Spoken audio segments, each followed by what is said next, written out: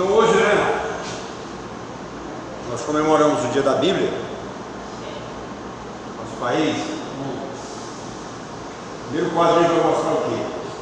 Que a Bíblia é sagrada. Por que nós chamamos de Bíblia Sagrada? Porque temos a convicção de que a Bíblia é o livro de Deus. O texto lido diz que nenhuma profecia da Escritura é de particular elucidação.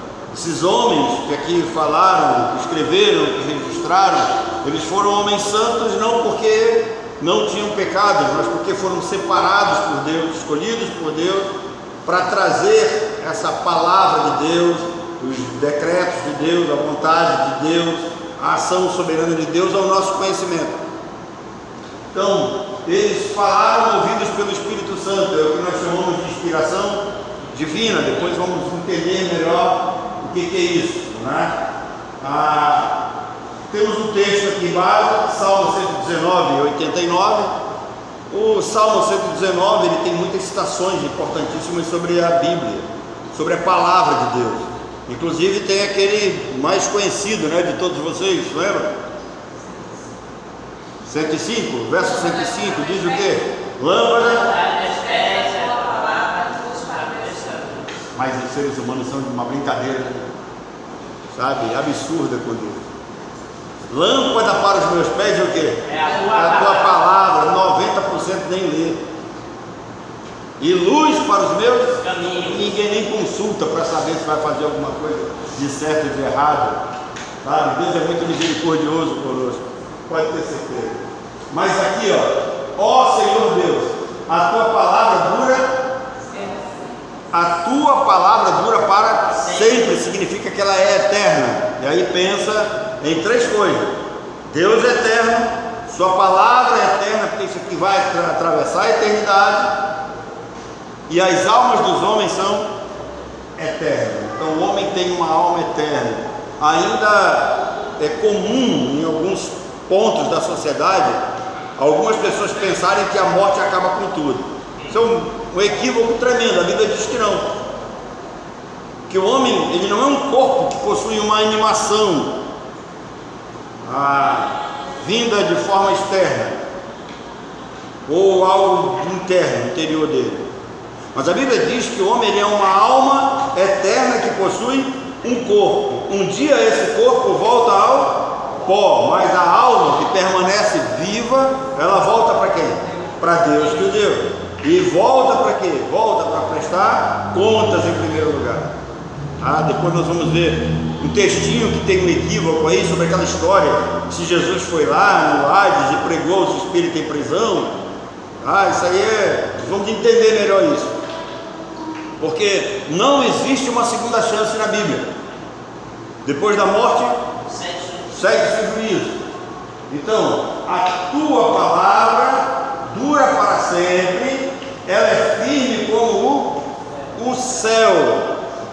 Passarão os céus, mas a tua palavra não passará. Pode passar. Então, celebrado no segundo domingo de dezembro, o dia da Bíblia foi criado em 1549, na Grã-Bretanha, pelo bispo católico mais conhecido como Cranmer, que incluiu a data no livro de orações do rei Eduardo VI. Os historiadores contam que ele selecionava aquilo que o Eduardo VI lia, aquilo que fazia parte do dia a dia do rei Eduardo. Ele sempre incluía alguma coisa lá ligada às escrituras, né? E aí um dia ele resolveu incluir isso no livro de orações, essa data, e a partir daí ficou conhecido como o dia da Bíblia. O dia da Bíblia é um dia o quê? Especial, e foi criado para que a população o quê? Intercedesse em favor da leitura da Bíblia. Irmãos, tem uma coisa interessante. Por que criaram culto de oração? Por que tem culto de oração na maioria das igrejas por aí? Não, tem culto de oração. Por quê? Porque o povo não ora em casa. Aí a igreja, ela é essa espécie de tapa-buraco, sabe, na vida das pessoas. cara não lê as escrituras, a igreja tem que providenciar alguma coisa para ele ler, no ano que vem. Se o sujeito não ora, tem que criar culto de oração. Se o sujeito não estuda a palavra, tem que botar um estudo a mais aqui. Será que a igreja vai ser esse ato de empurrão sempre? Ou não? Ou a nossa relação com Deus, ela tem que ter uma prioridade. É isso que esse homem faz. Esse crânio, ele acha que a leitura das escrituras é prioridade. E ele incentiva o rei, né, Eduardo VI, a criar esse dia que foi criado na Grã-Bretanha. Então, nós não precisamos estar intercedendo por ninguém ou fazendo qualquer tipo de movimento para as pessoas lerem as escrituras. Por quê? Porque se ela é a palavra de Deus, eu tenho que ter conhecimento da palavra de Deus. Isso caiu um pouco de moda, mas durante algum tempo eu sempre ouvi assim: orem para que Deus me mostre qual é a vontade dele na minha vida. Vocês já ouviram isso? Eu quero saber qual é a vontade de Deus na minha vida. Querido, está aqui, ó. Vontade de Deus na sua vida é aqui, ó. Bíblia Sagrada. Se você não ler, não vai saber. Se você não estudar, não vai conhecer. Então, no Brasil a data começou a ser celebrada em 1850, quando chegaram da Europa e Estados Unidos os primeiros missionários cristãos evangélicos. A partir de dezembro de 2001, a comemoração passou a integrar o calendário oficial do país. Vamos ter uma lei federal, número 10335, que instituiu a celebração do Dia da Vida em todo o território nacional. Então hoje, mais tarde, talvez vocês vão ver aí, em alguns lugares, em algumas praças, deve ter gente fazendo culto em praça pública hoje, deve ter alguém erguendo algum tipo de monumento em algum lugar em relação à Bíblia, deve ter alguém que está, por exemplo, eu conheço uma cidade de Quari, pessoal, Quari lá, o Miolo vai lembrar, tem uma praça central lá chamada Praça da Bíblia e tem um monumento lá, de escrituras. Eu preguei lá nessa praça há muito tempo atrás, em tempos idos, a Bíblia não contém apenas a palavra de Deus, como afirmam alguns até candidatos ao ministério pastoral. Você pergunta: a Bíblia é ou a Bíblia contém a palavra de Deus? Ele diz: não, a Bíblia contém. Não contém. A Bíblia, ela é a palavra de Deus, o quê? Inspirada e direcionada pelo Espírito Santo. Inspirar significa soprar ou insuflar. Ou seja, esse inspirar tem uma ação direta na mente humana. Deus trabalhou na mente do homem. Num sentido mais amplo, nós podemos voltar ao Éden. Lembra? Quando Deus soprou nas narinas e o homem se tornou o quê? Alma vivente, inspirar. Deus soprou e o homem aspirou o sopro de Deus. Então, assim é a questão da inspiração. Deus soprou e os escritores respiraram e escreveram o quê? A própria palavra de Deus. A inspiração, ela foi verbal. O que significa inspiração verbal? É que em alguns casos, em algumas situações, ela veio em forma de ditado. Deus ditou pessoalmente aquilo que deveria ser escrito. Por exemplo, Moisés é um exemplo. Deus diz: olha, aquilo que viste, escreve no livro. Ou em forma de supervisão, deixando o autor livre para usar o seu próprio estilo. Observem que há diferença de escrita. Você pega um escrito de Paulo, ele é um escrito muito mais aculturado. As palavras são muito mais colocadas, o conhecimento da lei judaica é muito mais aprofundado. Você pega o Evangelho de João, você já vê uma coisa bem simples para entendimento nosso. Então, o que Deus fez? Em alguns momentos foi ditado, em outros momentos foi apenas supervisionado. De que forma foi supervisionado? Deus então estava ali acompanhando de perto em determinadas situações. Ele interferia para que o autor não cometesse erros. A Bíblia não contém erros de maneira nenhuma. Talvez o maior erro das Escrituras são as pessoas querendo colocar sua própria interpretação no livro de Deus e na palavra de Deus. E quando o homem coloca a sua própria interpretação, nós temos vários várias linhas de pensamento. Depois eu vou dar um exemplo claro para você. Passa aí.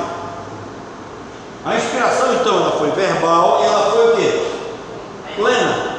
Significa a inspiração plena? Significa que ela foi total e absoluta. Não existe nada aqui que não tenha a direção do Espírito Santo. 2 Timóteo 3,16, né? Toda a escritura, né? Isso. Então, a inspiração da Bíblia é plena. Plena o quê? Na sua história, na sua cultura, na sua teologia, na sua doutrina, na poesia, entre outras coisas ou entre outros estilos literários. Por exemplo, uma coisa muito simples que a gente aprende nos primeiros dias de seminário, né? Quando o seminário é bom, você entra lá e alguém pode te fazer uma pergunta: como é que você pode provar que a Bíblia é verdade? Observa aqui que existe uma inspiração histórica. Muito bem. Todas as culturas do mundo, elas têm uma narrativa muito próxima, muito parecida do dilúvio. Interessante isso. Agora, quando você pega essas narrativas culturais, aí alguém pode perguntar: como é que você crê na Bíblia? Como é que você pode provar que a Bíblia é verdade? Como é que você vai acreditar na Bíblia? Tem uma questão muito simples aqui, ó. A Bíblia, ela é inspirada na sua história. Essa narrativa do dilúvio, há algum tempo atrás foi descoberta uma cidade chamada Ebla. E nessa cidade de Ebla acharam uns tabletes de argamassa e barro contendo o relato do dilúvio como está nas escrituras. Também nos manuscritos do Mar Morto foram encontrados escritos que comprovam, por exemplo, a autoria do livro de Isaías. E tem algo muito mais interessante, muito mais profundo com relação a essa cultura histórica. Você pergunta: como é que você pode acreditar em Deus? É muito simples. Como é que você acredita na Bíblia? Muito simples. Como é que hoje nós sabemos da origem do povo de Israel? Você chega aqui e dá bem. Nós brasileiros somos formados como? Nós temos uma história. Qual é a história? Pedro Álvares Cabral chegou aqui, descobriu, encontrou os índios, começaram a vir gente de fora para cá, houve uma mistura, né? Houve procriação e nós nos tornamos nessa nação que é hoje. Mas o povo de Israel vieram de onde? Quem os colonizou? Como eles surgiram na história? Muito simples. Você vai ter que verificar, e aí você volta ao passado e você vai ter que chegar lá no momento em que Deus escolhe um cara chamado Abrão, tira ele de Ur dos Caldeus e começa a levá-lo para determinados lugares. E Deus havia dado uma promessa de que dele, de Isaac, faria uma grande o quê? Nação. Que nação é essa? A nação de Israel, nossos irmãos, nossos amigos. Uma coisa interessante, ainda que a imprensa não divulgue, mas diante de toda essa pandemia mundial, o Brasil é um dos países que menos tem sofrido. E alguns rabinos estão atribuindo o fato de o presidente Jair Messias Bolsonaro ser amigo de Israel. E observem que os anos em que o Brasil passou afastado de Israel, ele só regrediu. Então, como é que a história hoje, a história registra o nascimento, a origem do povo de Israel? Mediante Abraão. E onde é que está relatada essa origem histórica de Israel? Na Bíblia. Então ela é plena na sua história, na sua cultura, na sua teologia, tá? Tudo quanto a Bíblia ensina, quer no Velho, quer no Novo Testamento, é integralmente dotado de autoridade divina. É isso que a gente precisa entender. Nós não estamos diante de um livro comum, isso aqui tem autoridade. Deve ter autoridade, principalmente sobre a vida do crente. O ímpio é que não está nem aí. E alguns, por ignorância, coitados, né? Você chega em casa, a Bíblia está aberta no Salmo 23, no Salmo 91, como se ela fosse espantar espírito maligno, como se ela fosse espantar traição, como se ela fosse espantar carapanã. Não existe isso. A Bíblia é viva e eficaz nas mãos de Deus. Ela é lâmpada para os meus pés e para que ela seja lâmpada para os meus pés, ela tem que estar na minha mente. O que Davi disse? Guarda no coração as tuas palavras. Ela não está aberta não, ela não está guardada na cristaleira, ela não está guardada no pitisqueiro, como diz a Maria Rodrigues. Ela está guardada onde? No coração. E para que se deve ter a lei guardada no coração, a Bíblia guardada no coração? Para que se medite o que nela? Dia e noite. Nenhum ensino das Escrituras deixou de ter origem ou supervisão divina. Nenhum. Faça aí. A Bíblia chegou até nós na forma escrita e mesmo encontrando palavras de homem e até do diabo. Sabia que a Bíblia, que o diabo fala na Bíblia? Fala. Só lá? Tem outra parte, não é só lá não.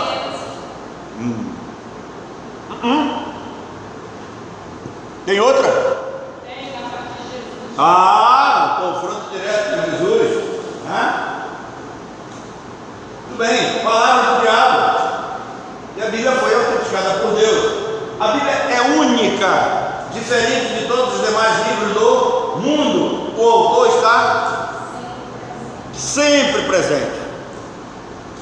Para aqueles que não sabem, eu já lancei 4 livros.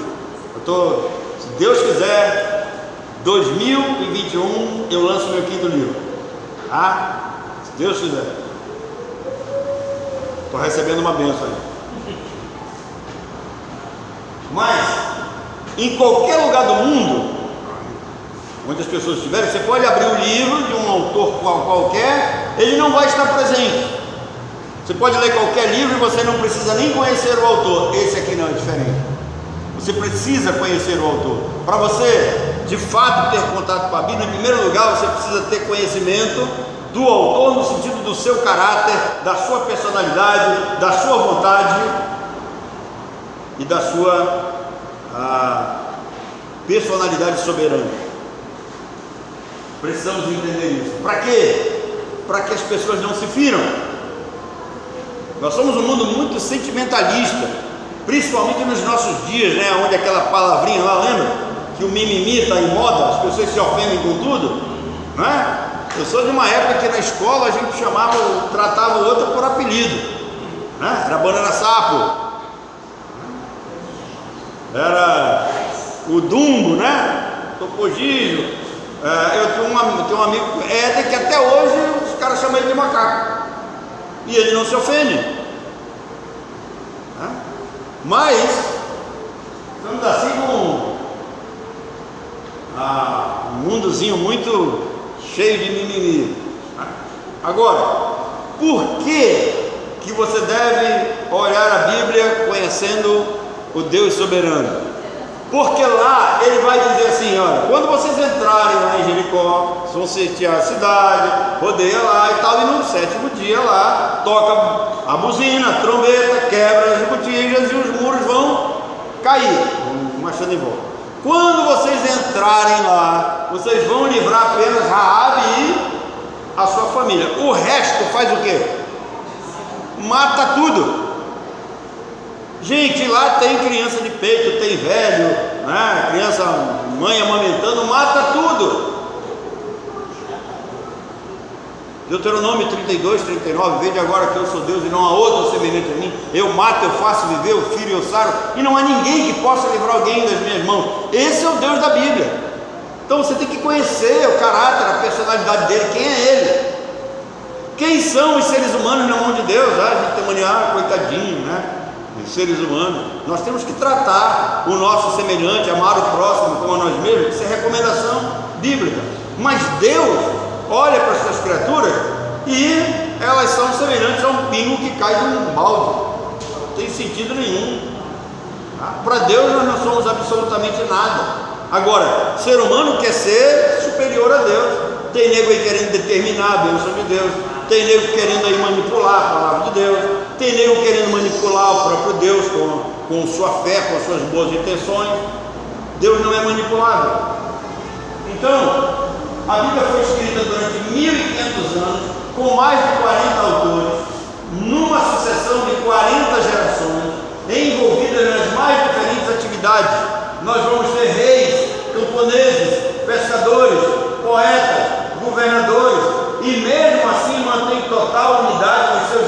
e doutrinas. Irmãos, é isso que faz a Bíblia um livro muito diferente e um livro verdadeiro, porque você vai ter aí 40 autores, aproximadamente em 40 gerações, em atividades diferentes, mas todos eles escreveram a mesma coisa. Paulo nunca conheceu Moisés e escreve coisas que Moisés explicou. A Bíblia foi escrita em diferentes condições e circunstâncias. Passa aí. Moisés escreveu onde? No deserto. Davi escreveu em período de guerra, em período de fuga, período de crise familiar, em momentos de sucesso, vitórias. Salomão em períodos de paz, construção civil e religiosa, escrita no auge da alegria e em profunda tristeza. Ela foi escrita em momentos de apostasia e desespero. Vocês lembram de Jeremias? Chorão? A Bíblia é única em sobrevivência. Olha só, em 303, ano domini, o imperador Diocleciano proclamou um edito a fim de impedir os crentes de adorarem a Deus e destruir as suas Bíblias. Houve um decreto então para destruir as suas Bíblias. O edito imperial levou a demolição de igrejas e a queima das escrituras, perda de direitos e liberdade dos cristãos. Passa.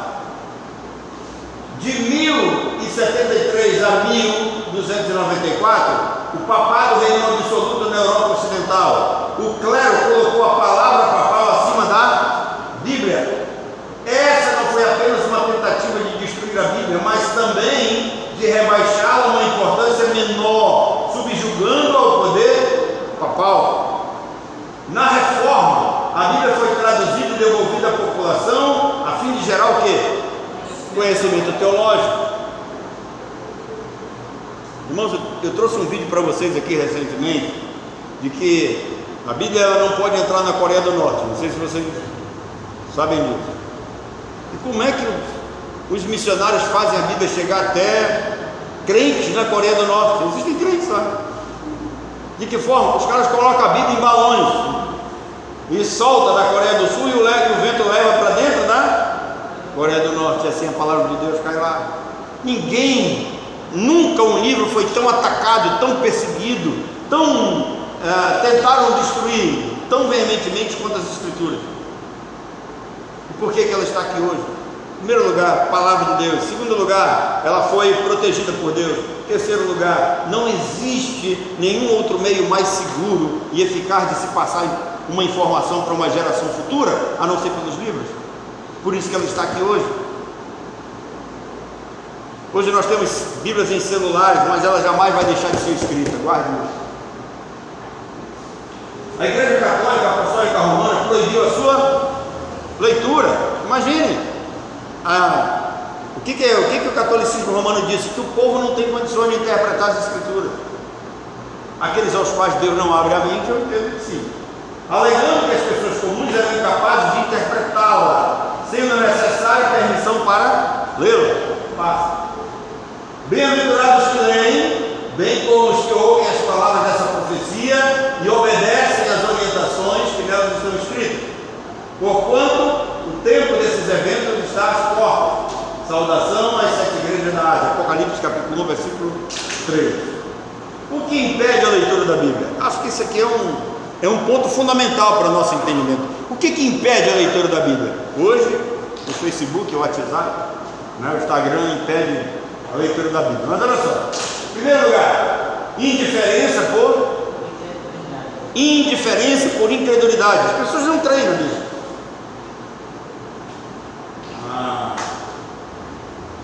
Gente sem o mínimo interesse de conhecer a palavra de Deus.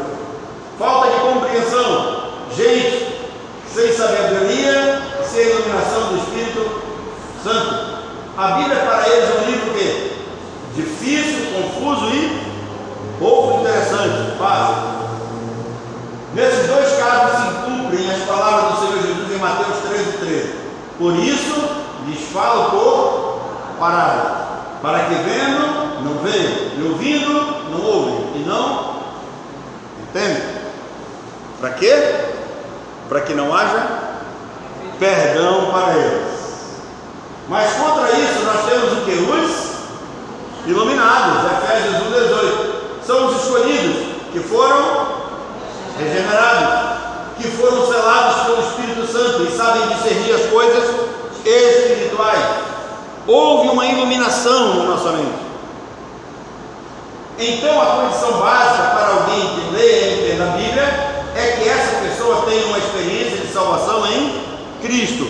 O homem natural não entende as coisas de Deus, mas o homem espiritual, o que é o homem espiritual? Não é o cara que ora assim, não é o cara que muda de voz quando vai orar, não é o cara que procura ser santinho, não é o cara que anda com a Bíblia assim, ó. Não, o homem espiritual é aquele que é habitado pelo Espírito Santo. Esse espiritual, ele vai entender as coisas de Deus, porque ele é guiado pelo Espírito Santo. Crente, que foi salvo pela graça e para a glória de Deus. Esse vai entender. Passa aí. Terminou? Lamentável. Então, a Bíblia, ela deve despertar um interesse dos mais profundos no ser humano. Por quê? Porque ele é o único livro da história humana que traz para nós a revelação da nossa origem, da nossa passagem por esse mundo e de como ele vai terminar e onde estarão as almas eternas dos homens.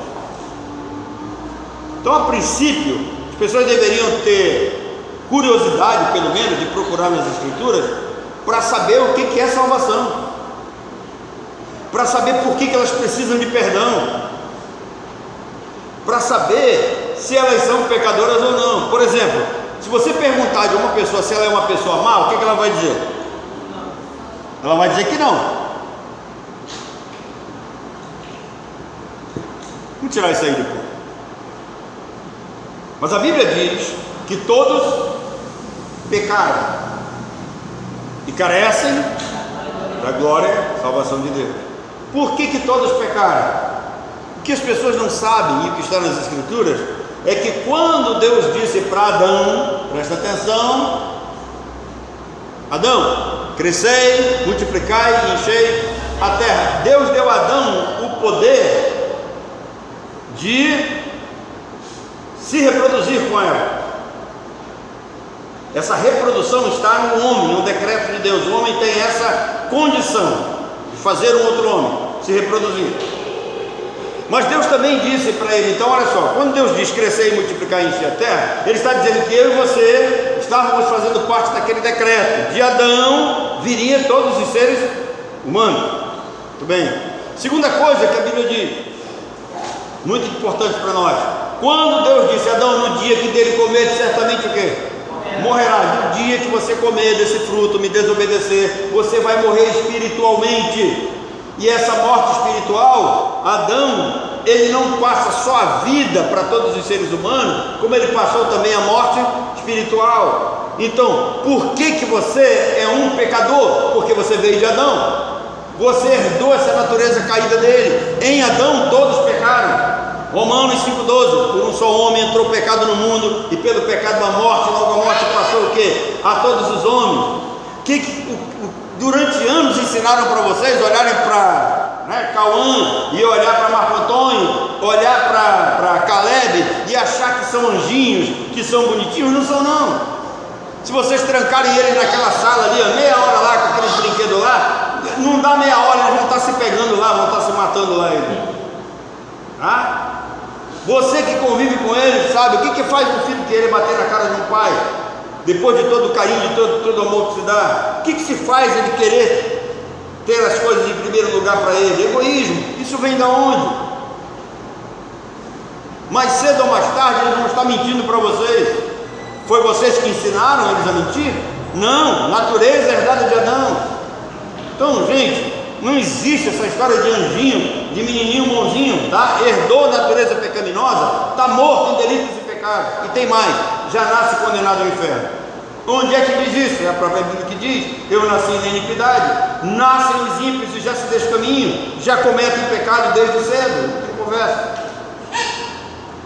Então, a Bíblia tem esse ensinamento que deve ser de interesse de todo ser humano. Onde eu vou passar a minha eternidade? Tem gente que pensa que vai viver a vida toda, 50, 70, né? Se chegar à minha idade está bom demais.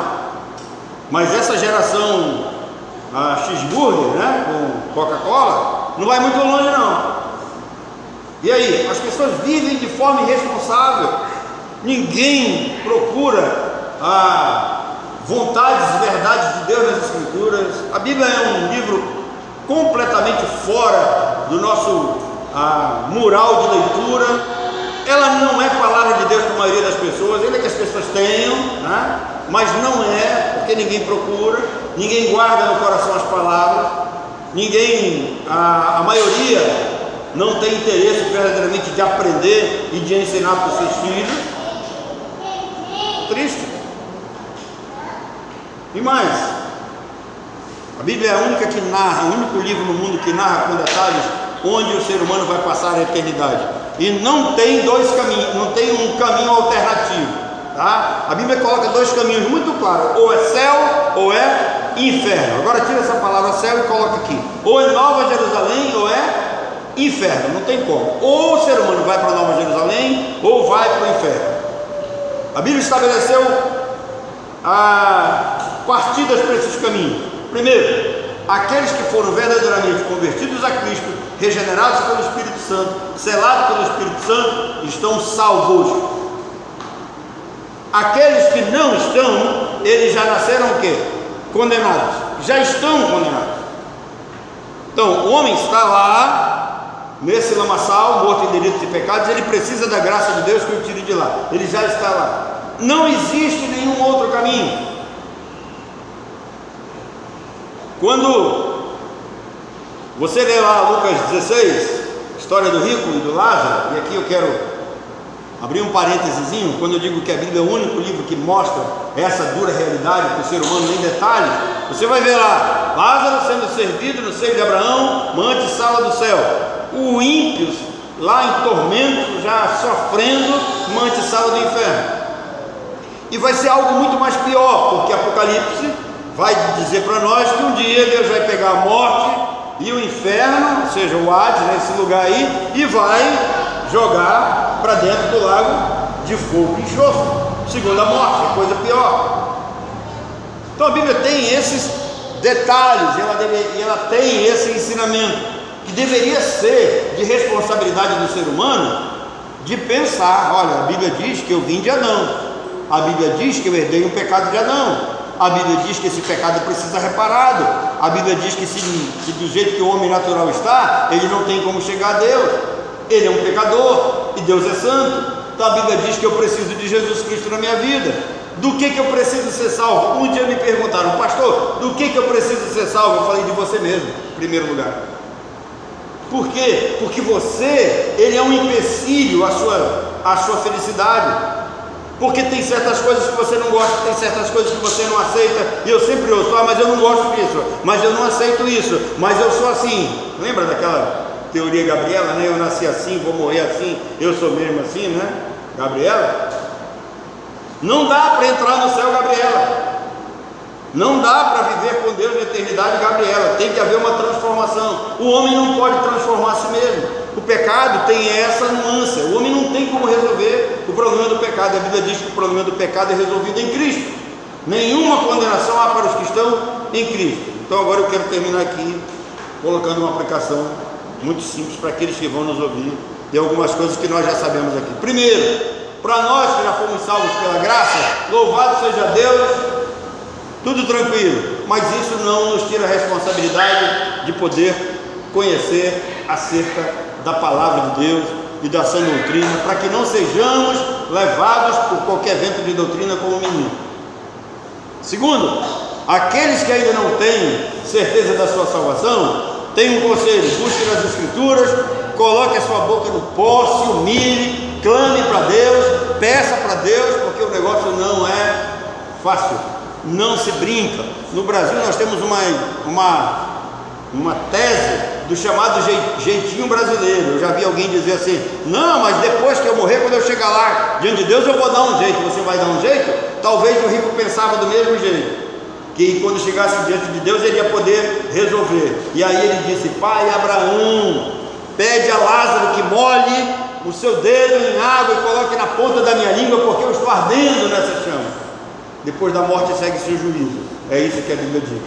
Então, que Deus nos abençoe, e que nesse dia da Bíblia a gente pare para pensar em tudo que nós ouvimos hoje. Nesse dia da Bíblia, que a gente abra as Escrituras como palavra de Deus, como autoridade para as nossas vidas, como de fato luz para os nossos caminhos, conselho para a nossa vida. A Bíblia, ela é o livro de Deus para o ser humano.